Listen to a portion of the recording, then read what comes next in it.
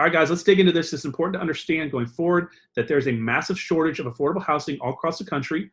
There's a forbearance window closing rapidly, going from 2020 into 2021. If there's no extension, this is going to go to the wayside. The door is going to close, and you'll see a massive foreclosure boom going forward in 2021 and on.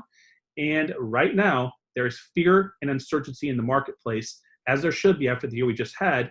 And if there's fear, what do people want to do? Do they want to take on higher risk or lower risk? So looking at mobile homes as a place to invest your money or to move to live is something a lot of people are doing right now. And I think mobile homes and buying mobile homes and investing in mobile homes as a transitional strategy from your core strategy right now is something you should be thinking about going forward, because it's less risk, high cash flow, and a potential actually to see appreciation. There is a potential to see appreciation in the contracting marketplace where higher price point properties could lose value, but you could see the higher demand force the value of these lower price point properties up. So it is possible on a micro, macro level to see some investments drop while others go up. So I've been buying mobile homes for years, guys, in parks and outside of parks. And what I want you to understand is these are great investments. They're not built the way they used to be. There's going to be a high demand for this going forward. So let's talk about a couple of things here in this video.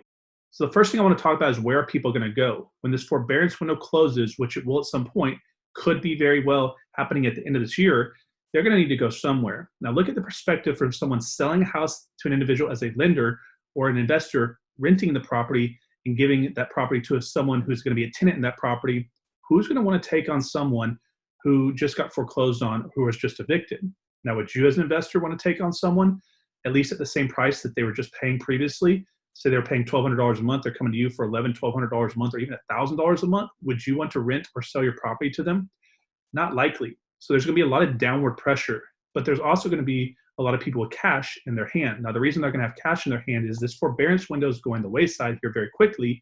And a lot of people knew that they were going to have many months to not have to pay their mortgage. Now, knowing this, they also knew, a lot of them ahead of time, as bad as it sounds, that they were never going to pay them again. This happened before, it's happening right now. A lot of people are pocketing this money, unfortunately.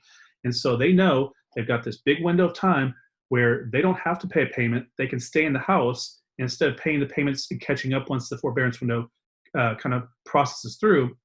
They're just going to keep that money that they would have paid the lender in the first place and let that lender force them out of the property, and they're building up a cash reserve.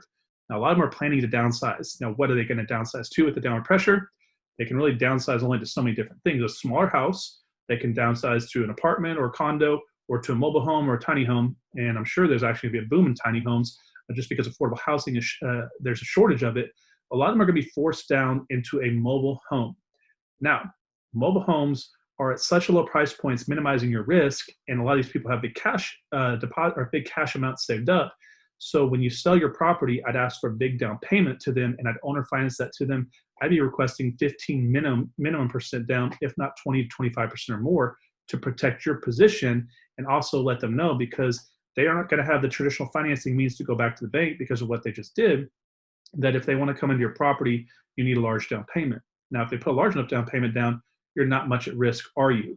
So I think there's going to be a lot of people that have ruined their credit, ruined their banking relationships. They're going to need owner financing, or they're going to have to pay rent for a whole year up front or 6 months up front to make a landlord be open to taking them on. And you're going to see this big move down into mobile homes all across the country. So this is why I'd be looking at these types of properties, because I think there's a lot of cash headed that direction. And for you, the investor, you have high cash flow numbers, low risk because you're not into these properties a lot. And if there's a damage to the property, you don't have to put a lot of money back into the property once you take that property back. When you have 20 rental houses right now and you're taking a bunch of properties back that need $5,000 to $15,000, that point's going to make a lot of sense here soon. So I think this is a good place to transition a lot of your cash flow property mentality into going forward. Not to say don't do what you're currently doing, but look for opportunities that are in your marketplace if you're in a market that does have these opportunities. Now let's talk about how to find these properties. Some of the things that you could be doing right now is looking on Craigslist. I found a lot of properties of mobile homes on Craigslist. A lot of times these are properties that have to be moved though. So what I want you guys to start doing is, it's a little bit of effort, but I'd be looking for areas, lots in your local area and secondary markets that basically have the right type of zoning set up, and getting some of these very low price point, great condition mobile homes that are basically being given away on Craigslist or out there on social media in different groups, and planning to move those into these areas. Now, make sure that they're zoned right, or you can change the zoning, before you ever do this. But once that house is tied down to the ground, it's essentially the same thing as a single family house. And you can get a ridiculous amount of cash flow, high rent on these properties in relationship to what you would a single family price point in that same area. So I'd be looking to get on Craigslist and find these properties. The other thing I'd be doing is I'd be running a lot of social media ads. I'd be running paid YouTube ads, paid Facebook ads. I'd be actually running radio ads in these small markets, these secondary markets where the cost of advertising is much lower than the major cities because there's lower competition. And I'd be doing a wide-reaching strategy to reach out to these individuals.